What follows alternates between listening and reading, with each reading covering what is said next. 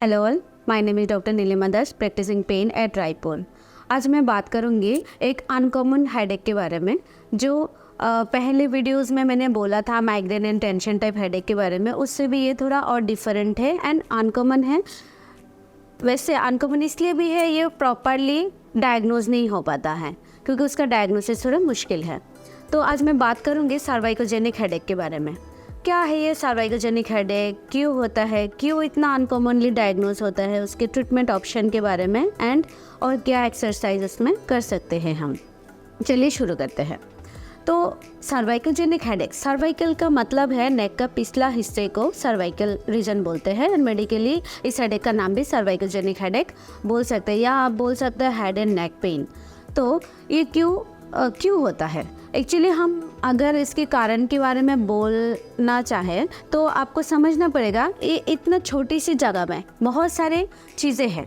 Muscle है, nerves है, joint भी सेंट्रल जॉइंट है, पेरिफेरल जॉइंट है। इन सब के कारण उसका डायग्नोसिस जो है, एरिया छोटा है बट स्ट्रक्चर ज़्यादा है एंड पेन जनरेटर भी ज़्यादा है।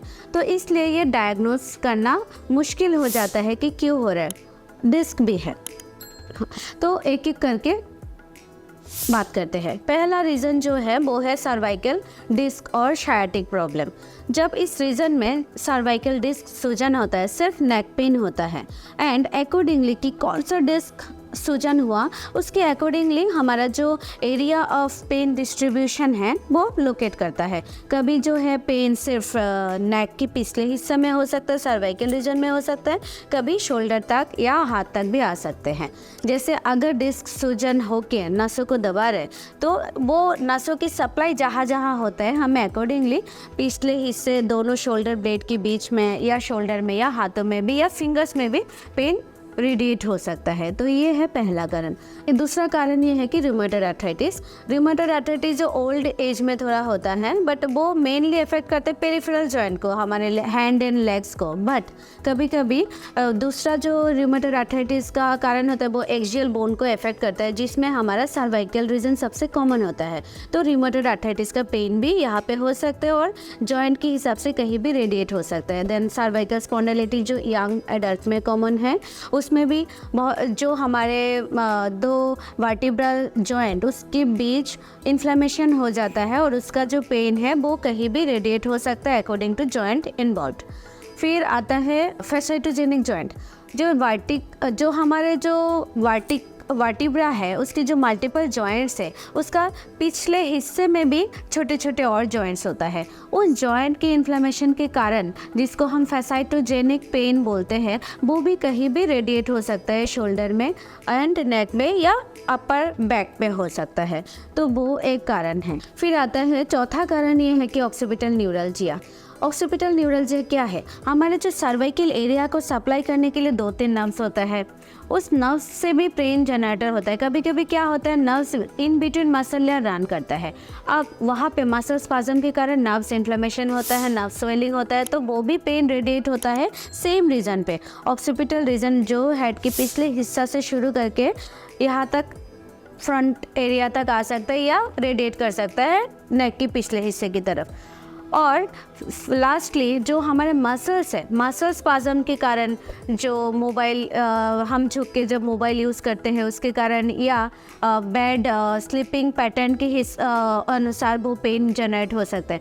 तो ये है 5-6 कारण। और भी अंडरलाइन कारण होता है जैसे कि सर्वाइकल माइलोपैथी, सर्वाइकल रीजन में ट्यूमर या कैंसर का सेकेंडरी स्प्रेड होना वहाँ पे, ये सब कारण के वजह से भी सेम पेन जनरेट कर सकते हैं। तो इसलिए एक क्लिनिशियन के लिए भी डिफ़िकल्ट है डायग्नोस करना। तो ये मिस डायग्नोस होता है या अनकॉमनली डायग्नोस होता है। तो इसलिए हमें भी डायग्नोसिस के लिए एक तो हर पेन का, चाहे सेम एरिया हो, सबका अलग अलग पैटर्न होते हैं, पेन का अलग अलग एग्जामिनेशन होता है। तो पेशेंट का हिस्ट्री कैसा है, कहाँ तक पेन जा रहा है, कैसे बढ़ रहा है, कैसे कम हो रहा है, किस पोजीशन में बढ़ रहा है, झुकने से या लैटरल पोजीशन में, एंड डिफिनेटिव क्लिनिकल टेस्ट होता है, उसके सहारे हम एक डायग्नोसिस पे पहुंचते हैं। फिर उसके बाद हमें blood test MRI CT scan, उससे हम डेफिनेटिव डायग्नोसिस में पहुंचते हैं। बट कभी कभी फिर भी 10% केसेस में वो डेफिनेटिव डायग्नोस सब कुछ करने के बाद भी नहीं मिलता, तब हमें डायग्नोस्टिक नर्व ब्लॉक देना पड़ता है। उसके बाद ही कंफर्म हो पाता है कि ये इस कारण से पेन हो रहा है, खास करके सर्वाइकोजेनिक फैसाइटोजेनिक सर्वाइकल पेन। तो अब आता है ट्रीटमेंट ऑप्शन क्या क्या है। ट्रीटमेंट ऑप्शन अकॉर्डिंगली, जैसे हम आपको बोला इतने सारे कॉजेज़ होता है पेन, सर्वाइकल पेन के लिए, तो हमें ट्रीटमेंट भी अकॉर्डिंगली जाना पड़ता है। अगर PIVD या शायटिक प्रॉब्लम है तो हम मेडिसिन भी देते हैं। अगर फैसाइटोजेनिक पेन है उसके लिए पेन किलर्स या एंटी इन्फ्लेमेटरी रिमेटॉइड आर्थराइटिस, उसका ट्रीटमेंट अलग है, सबका ट्रीटमेंट। अगर न्यूरल्जिया है तो हम नर्व मेडिकेशन देते हैं। ये सारा मेडिकल ऑप्शन है, बट सबका हर एक डायग्नोसिस का अलग अलग इंटरवेंशन भी होता है। जब मेडिकल मैनेजमेंट से कंट्रोल नहीं होता फिर हम इंटरवेंशन, डेफिनेटिव इंटरवेंशन पे जाते हैं, तो इसका ट्रीटमेंट पॉसिबल है। साथ में हम नेक एंड शोल्डर एक्सरसाइज भी कराते हैं, जिससे पेशेंट को आगे जाके बहुत रिलीफ मिलता है। तो ये रहा आज मतलब अनकॉमन सर्वाइकल हेडेक के बारे में बोला। आगे भी मेरे द्वारा जानकारी, अगर आपको अच्छा लगे, you can subscribe and you can share with friends and family. Thank you.